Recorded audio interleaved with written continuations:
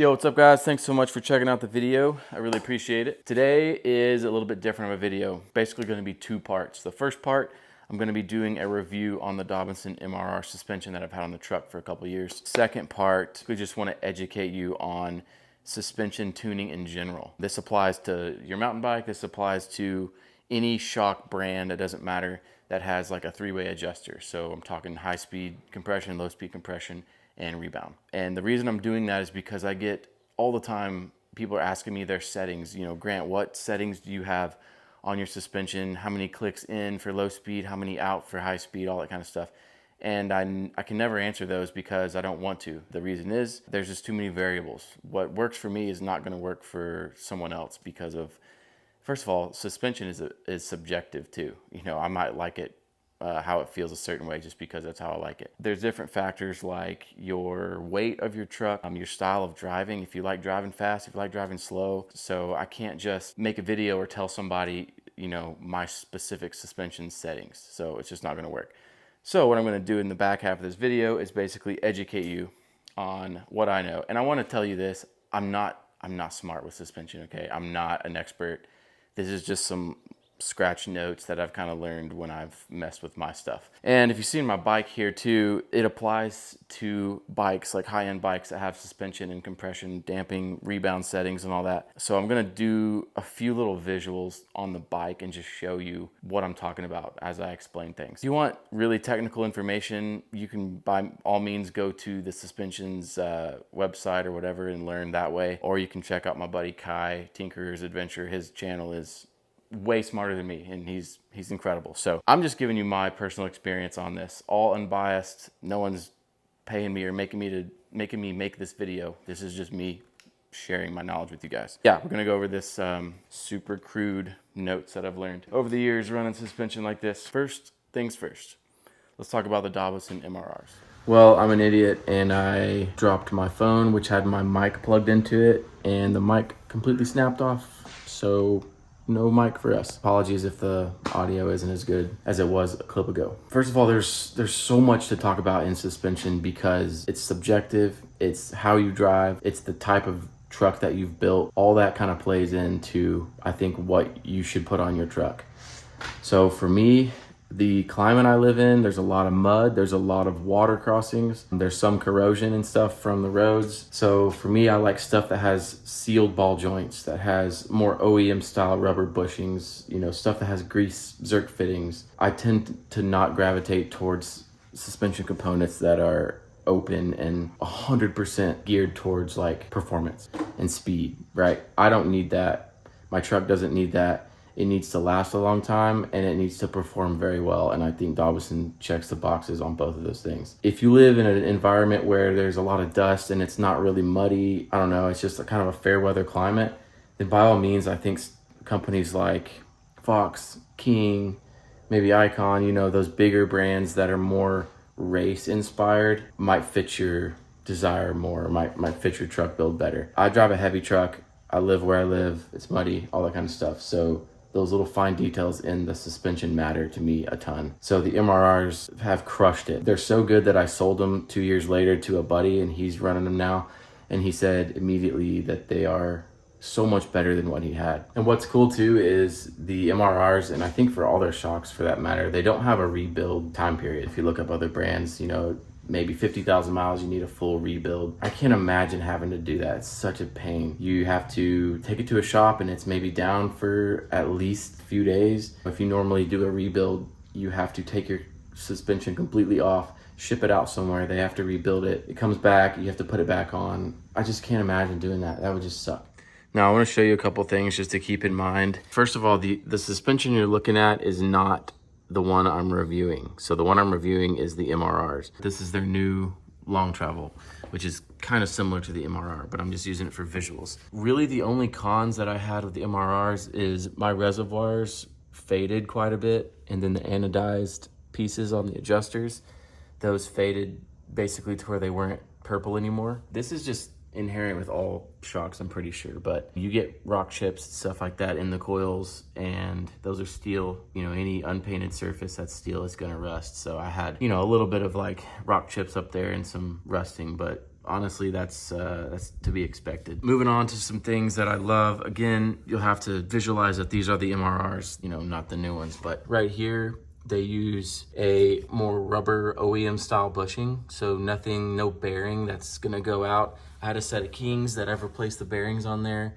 a couple times. It's just so much maintenance. That's the thing, like, that really checks the box for me, is the Dobinsons just doesn't have any maintenance. And what's even cooler is this new long travel setup also doesn't have really any maintenance, because it has the same bushings. It has this very similar stuff that the MRRs did. A maintenance-free long travel is kind of unheard of, you know? I mean, usually long travel, you gotta do so much servicing and oiling your stuff and greasing everything. So maintenance alone is huge. It's a huge win. Another amazing feature of the MRRs is they have these little swivel 360, I don't know, hose pivot things. There's definitely a technical term for that. You'll have to forgive me too. On the MRR, it's flipped over. So this hose actually comes from the bottom. So just imagine with me. Because there's so many different variables of shocks and uppers and spindles and ways to mount reservoirs on frames, they've made these to where they can flip and be basically mounted in any application. With my Kings, I hated them because they had a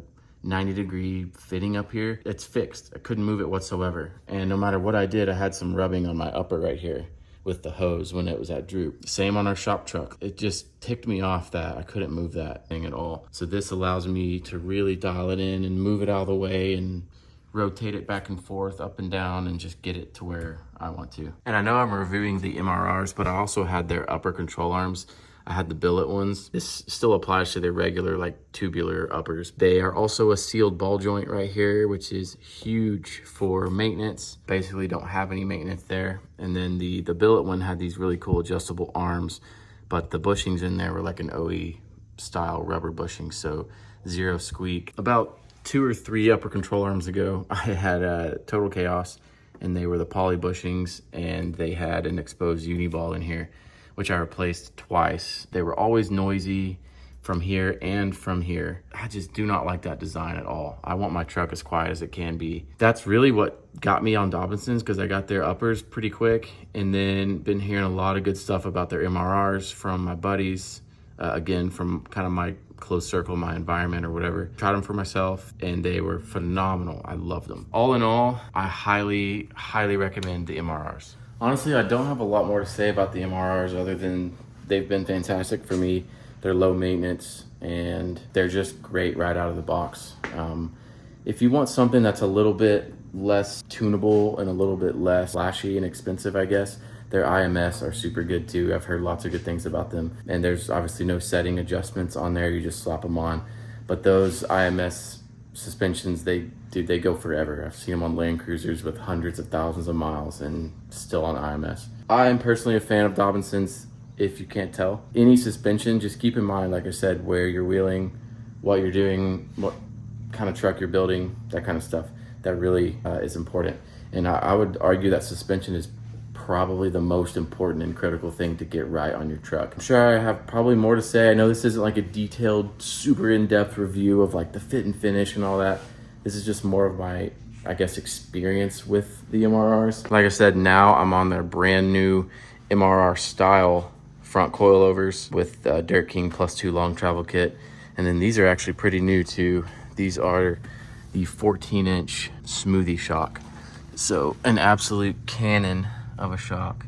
Humongous. Overall though, both of these are a lot stiffer than the MRRs, and that's for good reason, because once you go long travel, that kind of alludes to higher speed, faster driving, which really isn't what I do. I wanted the extra width, I wanted the extra beef to clear these tires, but what's really cool is I still can adjust those and get them to soften up a little bit. And one more thing too, before we go on to talking about suspension tuning. What's cool on these new upgraded ones is the finned reservoirs are massive, way bigger. The shaft, the stroke length is longer on these to fit long travel applications. And then if you look back here at the smoothies, the reservoir is absolutely gigantic. I mean, I think that's like a foot long. I mean, this is my hand. It is massive. So you still get your low and high speed compression there and your rebound down there. Alrighty. Now we're gonna get into the techie tech. talk. It doesn't matter what suspension brand you have. This is just going over the basics of what high-speed compression, low-speed compression, rebound do and their relationship with each other. So I'm gonna show you a couple of visuals with my bike, just explaining what those three main things are that you're adjusting on your shock. Your rebound is only from compression to back to original length. That's what you're adjusting. When your shock goes up and compresses, that's high speed and low speed compression. When you're just cruising, like kind of slow like this, you know, doing stuff like that in your truck, your bike, that's low speed. If you're handling on the main, you know, highway, you're going around a curvy curve and feel body roll and stuff like that, you can adjust your low speed compression to stiffen that up. But say you're bombing in the desert and you're flying and your shocks are cycling super fast. I can't really do that because I'm not on rough terrain, but like, right? That's what you're gonna adjust your high speed compression. Rebound is how slow or fast your shock returns to its normal length. So you can see here, like I'm gonna sit on it and then I'm gonna jump up real quick. Like, see it's kind of fast because on my bike, I'm flying on this bike. I'm trying to go super fast. So I want it to come out quicker. If it didn't get out quick enough, it would pack down all the time and I'd be like bottoming out all the time. Something to really pay attention to. This is kind of similar to like a vehicle's alignment. It's basically a balancing act to get right. You can't fully dial in your low speed perfect because the other two are gonna suffer. They work with each other, just like your alignment, like I said. Your camber, your caster, if you adjust something on your camber, on your lower control arm, your caster is going to be affected. So they all work together. High speed compression. To avoid bottom out, you're going to want to increase your high speed compression. So I'll try to bottom out or G out the bike. So, right, it's like when you do a really harsh hit like that. If you're bottoming out and you know you're smacking at the end of the travel, you need to increase that. There's not enough compression there. So those are a few of probably the world's worst examples you've ever seen of suspension on a bike. But I just want to high level show you what that is. Now on a truck, something that has four wheels, it's so much different because when you're driving it and you turn left or right, well, now you got this whole thing that's floating, much different than a bike that just has two wheels. We're gonna get out the handy dandy dry erase board that I wrote some notes on. I'll do my darndest to explain to you some things. All right, school is in session and I'm not a qualified teacher, but we're gonna give this a shot. Whenever you're in the right time and place to start messing with your suspension and dialing in the settings, I would honestly give yourself 2 or 3 hours to do this properly. You wanna be able to make micro adjustments, drive the car for a minute, get out, do another one, drive, get out, you wanna repeat that. As far as the actual settings and setting a baseline, no matter how your suspension is shipped, I don't know from the factory how it's shipped. I think it's important to start on a neutral setting. So however many points of adjustment each dial has, I would say put that in the middle. So if you can click this thing all the way to the left and maybe it's 10 clicks till you can't click anymore, well, back it off 5 and that's how you know you're in the middle. Same for this. I think one of these has like 20 different adjustments, but basically start dead center, drive that around, see what that's like, be very mindful of what it feels like. And I would also do this on the road and off-road. Again, what I mentioned in the beginning is this is a balancing act. So one particular setting might be amazing off-road, but it might suck on-road. It might be amazing low speed, but it might suck at high speed. That's why these reservoirs are usually pretty accessible. You can reach in your hand and just do a couple clicks and get back in the car. So again, before you do anything, make sure all of those dials are in a neutral setting. High speed compression, we touched on it earlier, but this is when your shock moves very quickly. It's not necessarily how fast you're driving. This level of adjustment is for stuff like speed bumps, jarring hits in the road. If you're smacking a curb or whatever, your suspension has to cycle super quickly and the amount of high-speed compression you put on or back off affects that directly. If you are going really fast and you find yourself bottoming out of your suspension, take a hit and you come down and you just feel like a slam, you're bottoming out. That means it needs to be firmer on your high-speed compression. So the plus and minus dial, you're gonna go a couple clicks plus, so you're gonna stiffen that part up. And then I think it's important too for heavier trucks like mine to err on the side of a little bit more high-speed compression, because when you have passengers in there, when you have all your gear in there, it's physically compressing a little bit more. So by adding more compression, you're going to counteract that. So when you are going fast, it needs to be a little bit stiffer just because of all the extra weight, if that makes any sense. Low speed compression, this is gonna affect your body roll, your handling on the road, slow type crawling situations too. If I don't have a sway bar in my truck, and so I actually need a little bit firmer of a low speed compression when I'm driving because I can really feel that body roll, that chassis roll a lot. The low speed compression, dialing that towards the plus a couple clicks does help me in my personal truck because of all the weight. And obviously no sway bar. If it's too harsh on small bumps, then you want to back off the low speed compression because it's just hitting too hard. You want that low speed to kind of be floaty a little bit more. Go towards the minus symbol a couple times. Now, like I said earlier, for my truck, if you want tighter, better handling on curvy roads, stuff like that, you're gonna add that plus on the low speed compression, give a couple clicks there. There's no magic formula. I'm just trying to educate you guys on what these do. When you're driving, you can think, oh, if I add this or I subtract this, I should get this. Rebound, again, this is when your shock, after it's compressed, what does it do when it goes back to normal? Is it slow or does it rapidly come back? For faster rebound is you're gonna go towards the minus sign. So there's gonna be less dampening. If you go towards that minus sign, it's gonna go really fast. This is for your rough high speed stuff because the faster you're going, you want that shock to come out more, because if you're going really fast and it comes out slow of every bump, you're gonna start packing your shock and then you're just gonna start riding on travel that's like really small. You're bombing, you're going really fast, you hit a bump, you want it to come down back to normal so you have all this suspension travel to use. Now for a slower rebound, that's like smoother terrain. So if you're on mainly highway, you might want some slower rebound. Your bumps are gonna kind of be few and far between. So let's say you're driving on the freeway, you hit a bump, well, it's gonna bump, you're gonna compress, and then your rebound's gonna be nice and gentle going back up. So it's just gonna be like kind of Cadillac-y. It's gonna be awesome. But that might not work again if you're going faster. So your shock's gonna continue to pack and you're just gonna lose that travel. So now hopefully you have a rough understanding of what each of these do. As far as like roughly what my settings were, for the MRRs, now I'm different with the long travel because it's a little bit stiffer. As far as the MRRs, when I was on them, my high speed compression was a little bit towards the more plus side. I know there's a lot of clicks and variables in there, but I was more right of center high speed compression just because it's super heavy. The low speed compression, I liked these a little bit tighter as well because I didn't have a sway bar. I still don't have a sway bar, but those springs were, forget what, I think I had like 600-pound springs, which felt really good on the road, but off-road, I just noticed they were pretty slinky. I liked to tighten those a little bit more. Now my rebound on my MRRs, I kept it pretty neutral. Daily drove this thing for years. Now I daily drive it as much, but it was a pretty good balance keeping that in the middle for me personally. One more little tidbit I forgot to tell you about.